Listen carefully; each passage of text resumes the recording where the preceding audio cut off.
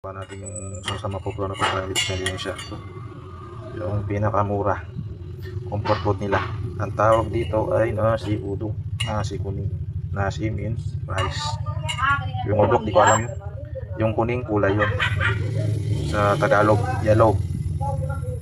Yan, nasi kuning or nasi kuning or nasi uduk. May kasama itong mihon, tempe, ang soya. Tapos dito itlog, shredded na itlog, dito. Kasama ang ano to, kropok. Tara, subukan natin. So guys, subukan natin. May kasama ano to. Tawar. May sabi ng tawar. Walang lasa. Tea. Sa atin, tea. Walang lasa. Tapos may kropok. Kailangan may kasama yan. So Indonesia, kumakain sila. Laging may kasamang kurupok. Ito. Kurupok. Kanila. Sa atin, chichirya. Ito, bukan natin. Bismillah. Abang. Continue natin. Si my customer. Ito. Ito yung rice niya. Nasi kuning. Yung nasi kuning niya, may ano to? Coconut. Saka may herbs. Gumamit sila dito ng turmeric. Turmeric powder or yung turmeric na fresh. Dito kasi, kapag pag authentic yung nila, pagkain nila, gumagamit sila ng fresh. Lahat fresh. Hindi sila gumagamit ng mga naka-ready-made ng pakete. Pero kasi dito sa Indonesia, mas malasa kasi yung pagkain pag authentic, yung fresh yung gamit mo na ingredients. Hindi sila gumagamit ng mga pakete. Siguro pag nagbi-business sila. Dito sa mga authentic na pagkain, mga matatanda, katulad sa atin, sa Pampanga. Parehas lang dyan na gusto nila yung original, hindi yung galing sa kung saan yung ingredients nila. Ito yellow rice. Yellow rice yan, sama itlog. Yung itlog na ito, iba may egg. Yung ito yung manipis na manipis. Itlog manipis lang. Gagamit ka siguro dito ng pan fry. Tapos i-chop nila ito sa kaltura niya. Yan, ganyan. Para pag binibenta nila. Tipid. Tapos dito. Yan. Pagkalaw to dito sa mehon, ano lang to, yung ketchup manis. Yung ketchup para sa atin, ketchup, yung manis, tamis. Yung ketchup kasi sa nila dito, iba. Yung sa atin, yung ketchup sa atin, yung tomato. Sa kanila yung ketchup, itim. Ketchup manis, parang ano yun, parang soya. Soya manis.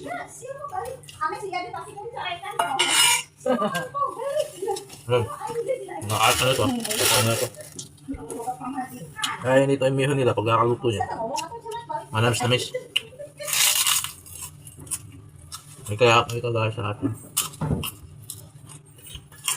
Medyo maalat-alat. May konting ulit. Tamis. Walang sahog yun. Walang sahog. Ihon lang yan. Walang sahog yan. Ihon lang yan. Pure ihon. Tapos ito, tempe. Soya to. Ito, halos dito sa Indonesia, gusto sila kumakain na ito. Tempe, soya. Number 1 din to dito. Number 1, tempe. Na pagkain nila na mura. Murang bilhin sa palengke.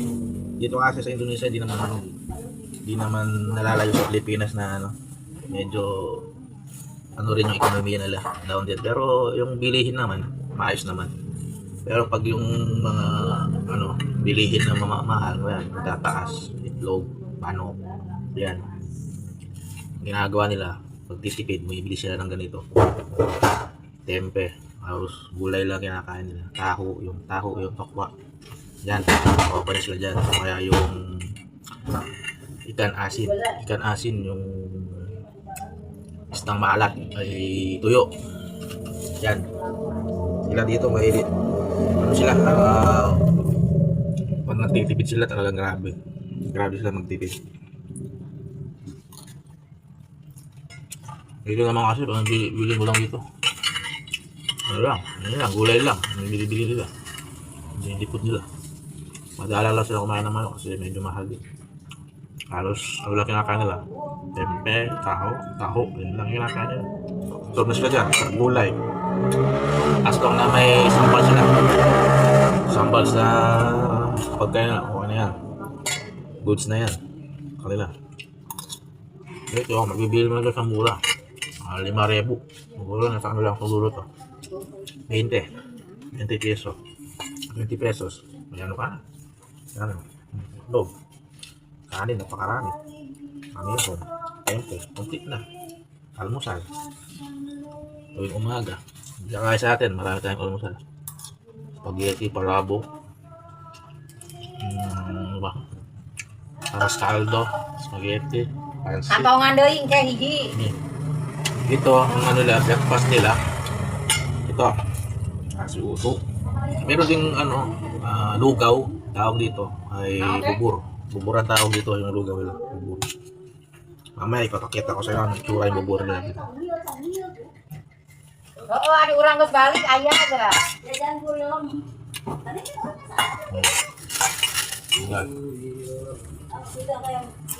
Ito, nasahin na ako sa lasa ng Indonesia. Kahit nasa manghang, nasahin na rin. Siguro, nasa ano lang ako dito, isang taon. Isang taon sa lahat. Diba 10 years kami ng asawa ko. Oh, nyata. Ari nito ha geus balik. Buwan lang ako dito, yung mga tumatagal ng taon. Ngayon lang ako tumagal kasi nga, nag-for good na ako. Galing Saudi. Ang 4 na taon na ako doon. Dumaretso na ako dito. At nag-for good na ako dito. Kasi nga mahirap din. Nahihirapan yung asawa ko sa pag-aalaga ng bata kasi nga ang anak ko. Medyo matigas ang ulo. Hindi sumusunod sa nanay niya. Sa akin, pag alam ng anak ko, galit ako, doon. Titigil siya. Saka nakikinig siya sa akin. Kaya sa akin siya nakikinig. Kaya nga, ang asawa ko. Ano siya? Sabi aja kan kubatur na katanya da sige gimana. Dibataing. Ayun, sabi na ako. Alhamdulillah. Isang taon, na ako dito lahat. Lahat okay na. Mas maayos. Alhamdulillah. Salamat sa Allah SWT. Abgin ta sana arek asa panesu. Kung asa malia sukun kan esu sing dari Lahat SMA. kailangan ng sabar talaga. Tusing bawa. Ibigay ng Allah. Makanya. Kaba bawa teh. Sok diajakan batu. Tapi lamun ulin kasih besuk mah ulin teh jeung anak si Mas Yanto nya. Si Ahmad. Oo, na kasi dito. Nung ako laro dito. Yung si Ngayon Dimas. alam, ang gagawin ko dito. Ang sabi ng asawa ko, business na lang. Nung una, nag-business kami sa side dito. Wala na nangyari. Lugi. Di bawah daw teh. Kaya nag-decision na akong mag-abroad ulit. Dito sa kantin, sinubukan namin sa kantin. Ayun, ang dami namin sinubukan dito sa kantin. Bago itong pritong manok ang naging success sa lahat. Di mana? Lahat sinubukan namin. Hanggang ang isa mag-success. Ano ako dito? Nag-ano ako dito, renta ng nasi Ari goreng. Ari budak mah nya. Ari budak mah di sekolah mah sama jawab guru. Lamun di luar, lamun jawab kolotna. Kasama kasi yung asawa ko dito sa eskwelahan. Dati siya nagtatrabaho dito. Pero ngayon wala na, nasa ano siya. Nalipat na siya. Kasi nga pumasa na siya. Keluar tuh deh. Nagtatrabaho siya sa government. Yan. Kamari teh dian. Sinubukan namin Ang budak teh nya ngaralot waktu narek dibagi MBG, ngaralot Yun ang waktu naging budak teh sukses. di SMP teh makaranap. Eta mah guruna 2 motor di Karabon Yan, cari buhay. nungguan jalan ka mana ge budak yo balutna. Talagang worth it sa Seuri teh kawan. worth it talaga sa kanya. Waktu Kailangan lang dibagi dito. MBG era Kailangan reuneuh. sa buhay. Sabar lang ang kailangan niya.